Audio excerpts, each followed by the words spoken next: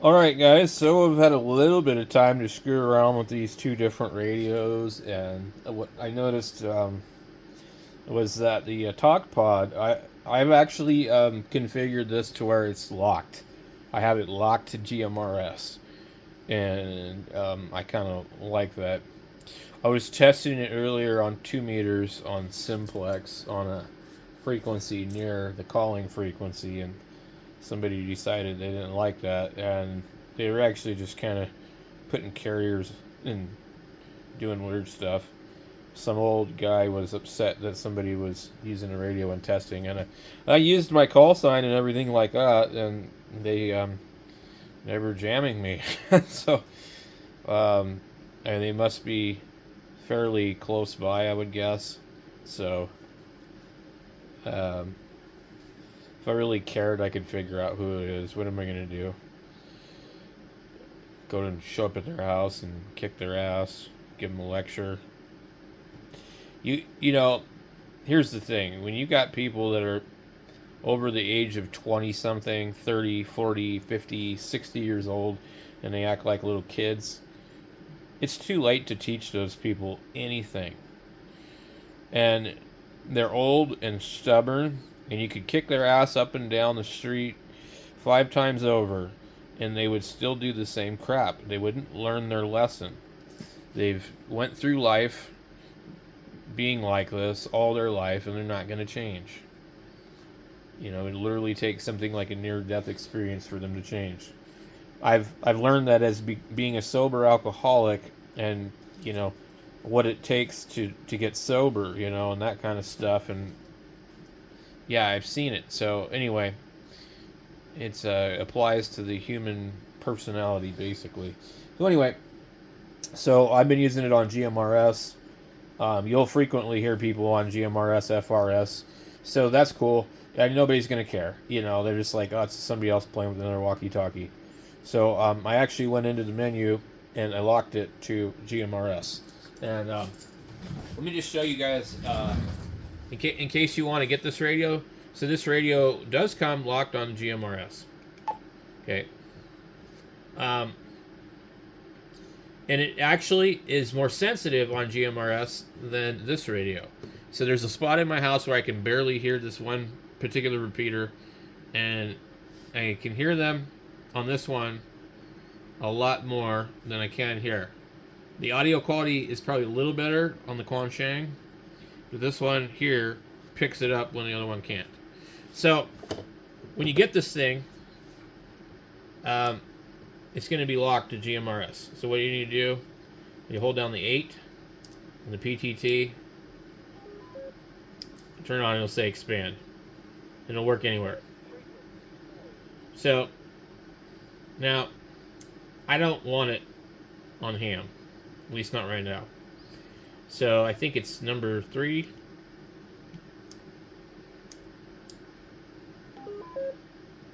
PMR, we don't want PMR. Okay, that's ink. So it should be number 2 then.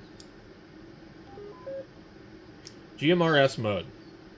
So now we have a radio that my kids can grab and use if they want to, and they'll probably break it because this thing feels really, really cheap. But so yeah, it works. It works good now. The K-Sun radio had the scrambler on, and then there was some settings on this that needed to be changed. The radio does not sit well this way. It feels really cheap. I had my wife check it out and check out that one. She also noticed that it was pretty warm. But yeah, she said it feels like a toy. Another thing to note too on this radio is that this little piece here, it barely sits in there, and it doesn't really have a positive feel.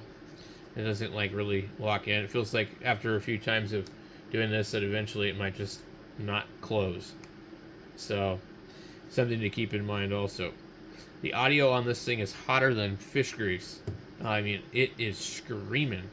Let me see here. What am I on? Let's see. Okay, let me. I've got barely cracked open on the volume, and if you talk back a little further, like I'm quite a ways away, but look, I've got this thing on low power, and it's screaming. You know, it has this really cool, uh, like squelch tone Roger beep, and that is called the DC 1200.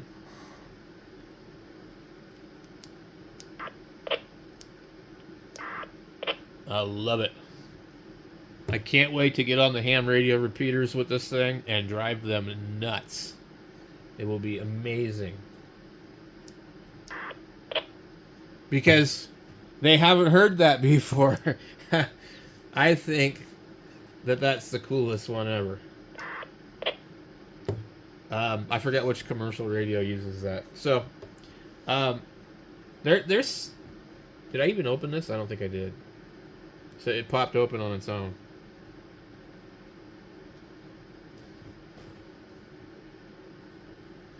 Yeah, I don't really... I don't know. I'd be upset if this was like my only radio.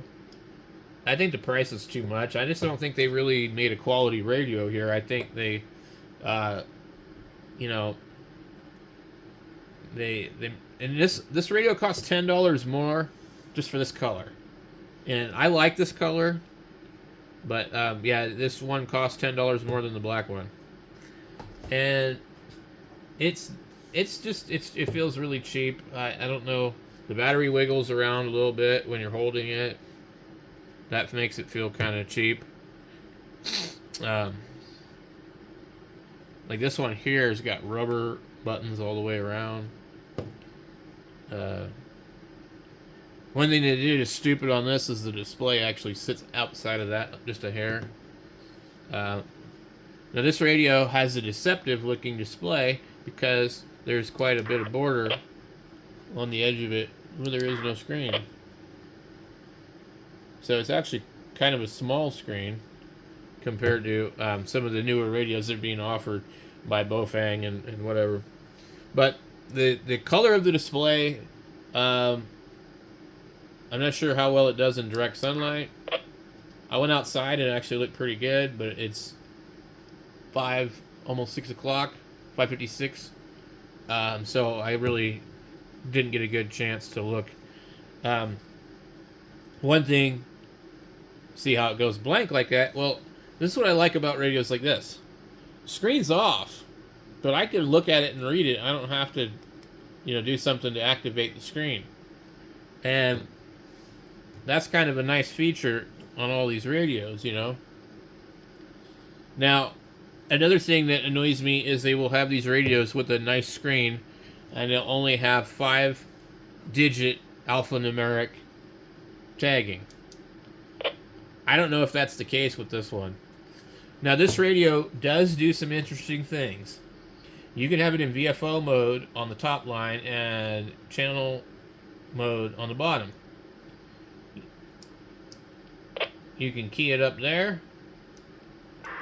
You can key it up there. There's dual PTTs. And that's really cool. I like that. I'm not sure if these radios are capable of that. But it's just not rugged, so it's kind of like, I wouldn't make it a daily radio. But then again, I don't really carry around a radio, but as you guys have seen earlier, I tend to be clumsy. I've got real bad ADHD and, I knock things over. The original UV5R that I have, I've dropped a million times, This thing, I don't think it would do so well if I had this thing from 2013. I don't think it would still be in very good shape like the UV5R. But, maybe if they come down in price on these, I think these would be like, a good deal for, especially, I think it's more suitable for GMRS. But, I don't know. The menu is kind of straightforward, sort of, but like being the format you're looking at, it's hard to tell what some of the stuff is. And let's see. I wish that it would say that the like that my other one says what you're in on the menu. Menu. It's nice it has a man's voice instead of the Chinese lady. This one here has got like the worst one. Menu. Squelch. Frequency step. Now see, this power tells you shape mode, works level. The actual thing. Bandwidth setting. And if you pay attention to this, you'll notice that it sometimes doesn't say the same thing. Backlock selection. Backlock? Well, ABR is automatic backlight something, but it calls it backlight selection. Double frequency weighting. Double frequency weighting. And that's TDR. And so she's calling it double frequency weighting. TDR is, I think, cancel. Dual watch, maybe? Menu. But transmit over time. It announces received coding, transmitting code, everything. Set tone, signaling frequency, scan mode, transmit code, display mode, busy lockout, automatic lock frequency, offset frequency, concluded remarks. Concluded remarks, Roger. Scrambling switch, companion switch, be prompt, endless sound. Endless sound. Frequency hopping settings. Boot display. Voice announcement. Tongue. Channel storage. Channel deletion. Squelch. Frequency step. So I think that that's a cool feature that, like, you can sit there and scroll through the menu without looking at it and hear when you get close to the item that you want. This one just says menu. Menu. And then doesn't announce any of the other stuff. So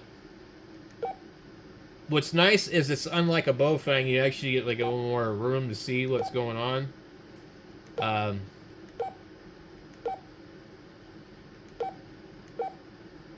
Now there was some weird stuff here that, like, I don't know what this is. CDCSS save mod. You can't turn it off.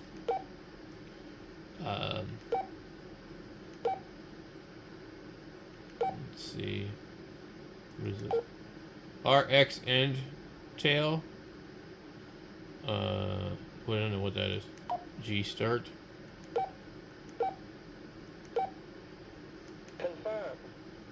So it'll say confirmed, but just so it like tell you any other stuff. Tail phase. S code. I can't turn the S code off. I don't know what it is. Optional signal.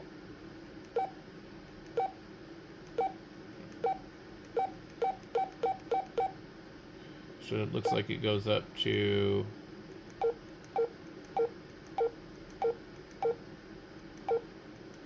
15.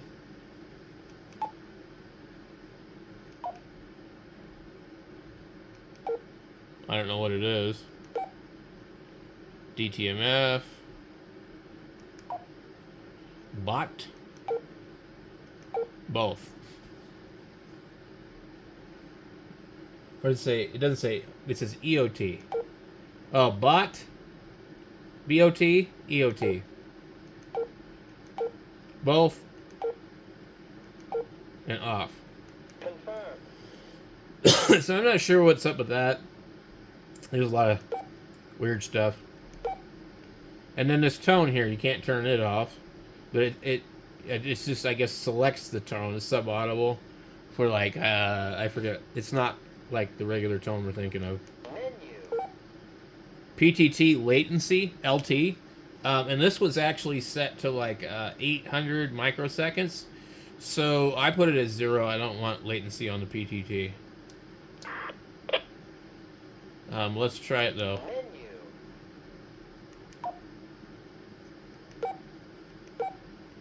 Let's go all the way 1,000. Okay. Confirm. Let's see how long it takes.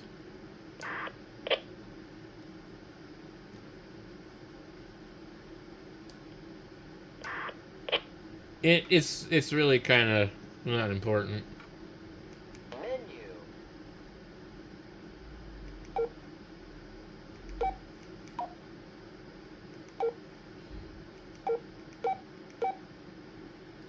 The arrow up goes down in the menu part. That's weird.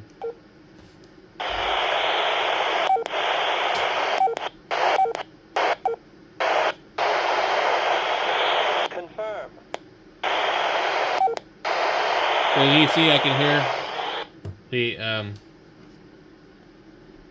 GMRS, but I can't hear it on this one. It was picking it up.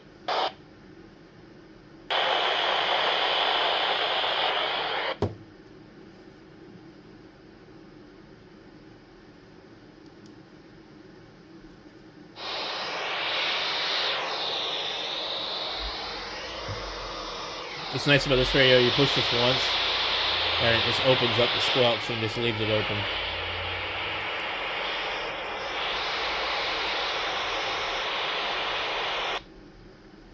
But this one seems to be a little more sensitive on GMRS. Let's see. So they got the Vox delay on here. Voice PRI off, encryption 1, and then I think it goes, like several different forms of encryption. And I don't really know what the hell that is. So, yeah, so the down key does not go down when you're in a menu item, it goes up. So you got 1 through 3 encryption.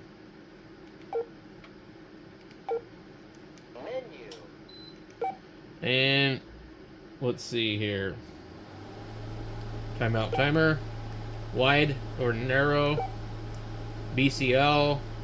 That's probably busy channel lockout. STE. SC reverse. 2.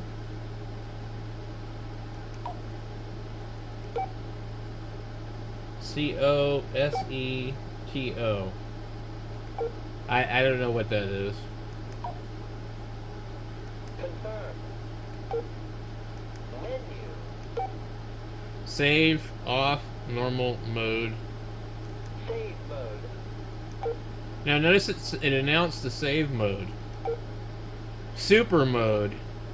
Deep mode.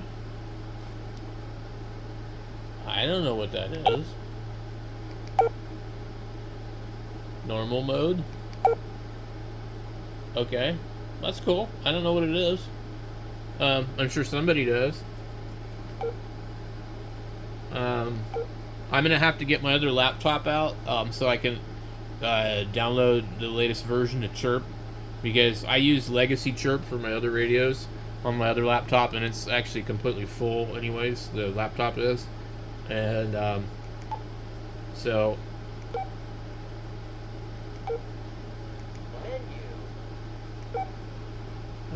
all AL mod on site, send sound, don't know what that is, send code, send sound. If you don't remember what you were at and you don't know if you changed something, just hit the back key. That will allow you to not alter anything. Remote scan, PTTB. Okay, so I'm not sure that really is set on here, because the other B transmits. She got radio, TX power, scan, search, NOAA, remote scan, PTTB. Okay, so I don't know what this item does in the menu. Let's see. So PTTB says it's remote scan, but PF2 long press is search. I'm assuming that that's going to be that. So maybe let's find something that has a tone on it. 1 0 1 0 1 1 1 1 1 1 1 2. Okay. Interesting. On. Off.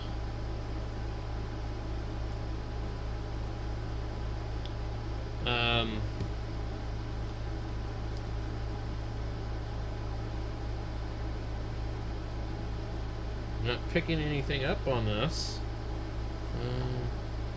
Oh, you know why? Because actually,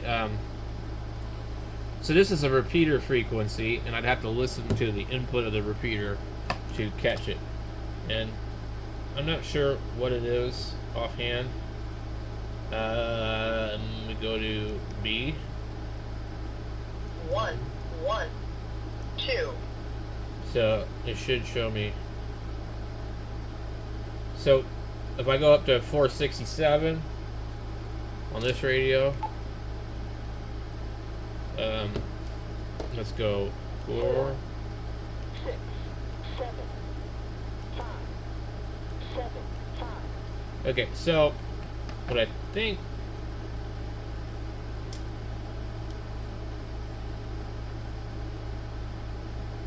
doesn't seem to be doing it.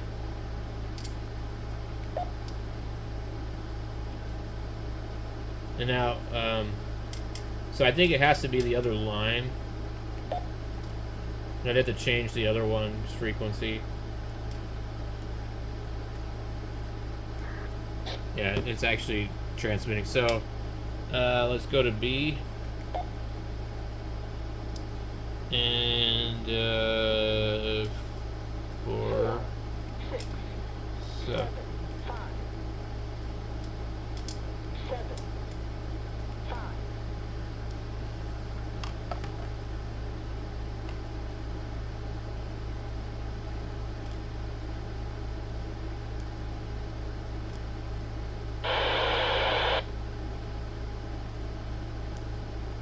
It's not doing it. So, I don't know. It said that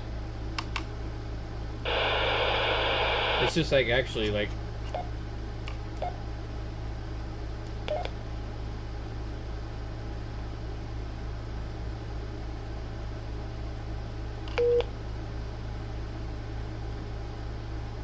and it ain't working on that one. So anyway, one of the menu settings isn't set correctly to scan. So let's see. PF2, unless it's this one. I figured it would be here. Let me see. Menu. Okay, we don't. So we had NOAA, SOS, DTMF, radio, TX power, scan, and search. So search would probably be for well, no, scan. Let's try scan. We'll just see what happens. Confirm. Okay.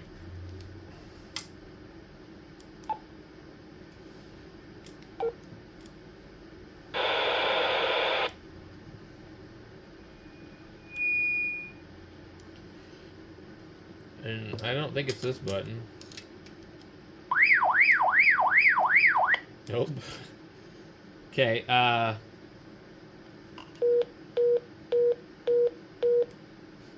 don't know. It doesn't seem to be working. Menu. Scan.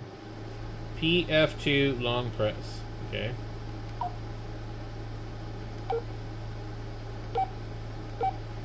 Confirm. Menu. PF3. So, PF3 says TX power. Let's change that one. Let's go to scan. Confirm. And I think that one of them is 3 is down the bottom, and the other one is disabled because it's actually set to TX. Okay.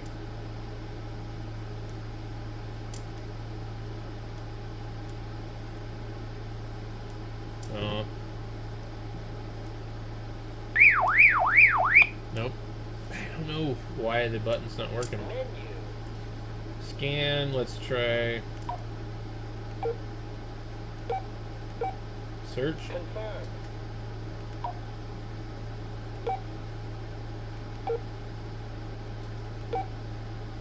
Top key. Push. The top key is set to radio. Menu.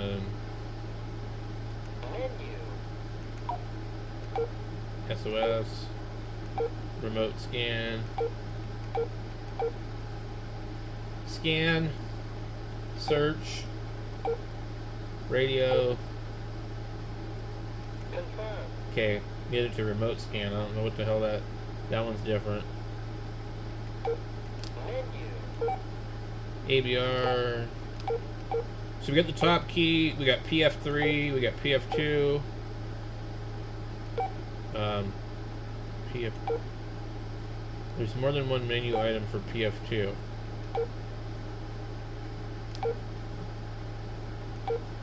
Okay.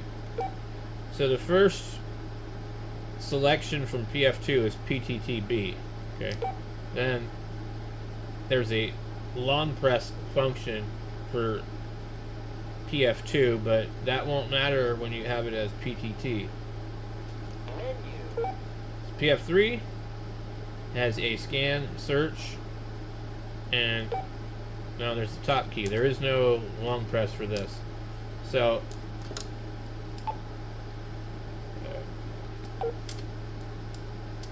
cannot or scan something. Okay, so it picked it up. Yeah. So now it doesn't tell me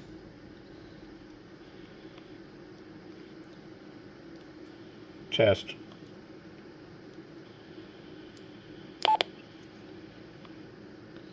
I don't know if it'll give me any other information, but anyway, it picked up the PL tone, so that's cool. Yeah. So I can't really find anything else in the menu that's like worth discussing. Menu. So that's a good use of the top key instead of having a stupid alarm go off. Beep prompt. Menu exit time 10 seconds or 5 seconds. Auto lock.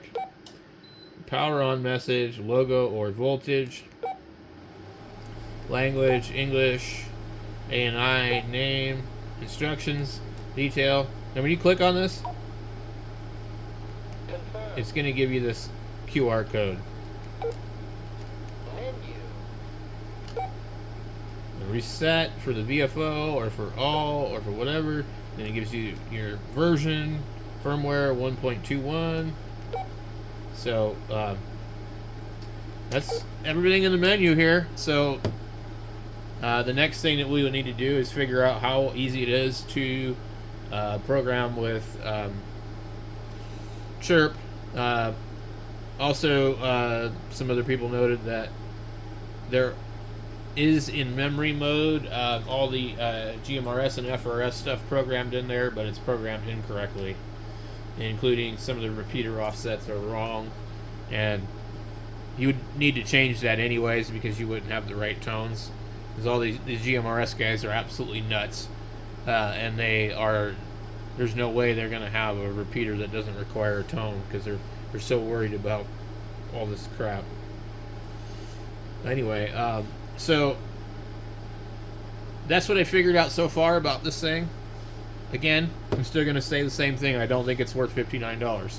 So, but if you want to buy it, I'll post an affiliate link down in the comment section or the more details section. And you can go ahead and buy it, and I'll earn like 3% on it, and your cost will still be the same. So, it's up to you. I don't recommend buying it. It's not a bad radio. I just don't think the price is good. I don't think the durability is there. I think it's kind of a cool, neat radio. I like the display, but I don't know. Now, I'm still working on this one here, but this one has a really nice feel to it.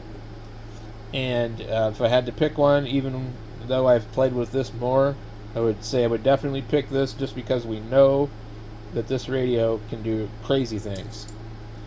But this one here probably does have better receive, and I've heard the airband is much better on it, but I didn't buy either one of these for the airband, so I haven't tested that.